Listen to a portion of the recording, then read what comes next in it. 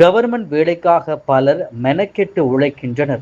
சிலருக்கு அரசு வேலை உடனே கிடைக்கும், சிலருக்கு பெரும் முயற்சிக்கு பிறகு கைகூடும், சிலருக்கு எவ்வளவு முயன்றாலும் பகல் கனவாக போய்விடும். அரசாங்க உத்தியோகத்திற்காக முயற்சி செய்து காலம் நேரத்தை வீணடித்து பின்னர் வருத்தப்படுவார்கள்.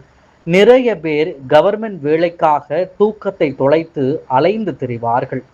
காலம் கடந்த பிறகு வருந்துவதை விட சுய ஜாதகத்தை ஆராய்ந்து முன்கூட்டியே அரசாங்க உத்தியோகம் உண்டா அல்லது இல்லையா என்பதை தெரிந்து கொண்டு செயல்பட்டால் கைமேல் பலன் கிடைக்கும்.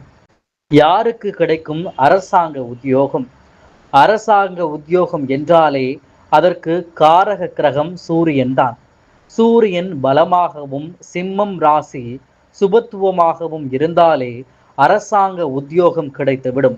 சூரியன் ஆட்சி உச்சமாகவோ இருந்து சிம்மம் வீட்டில் சுப கிரகங்கள் அமர்ந்து அல்லது சுபர்களின் பார்வை சிம்மத்திற்கும் சிம்மாதிபதியான சூரியனுக்கு கிடைத்தாலும் அரசு வேலை யோகம் உண்டு.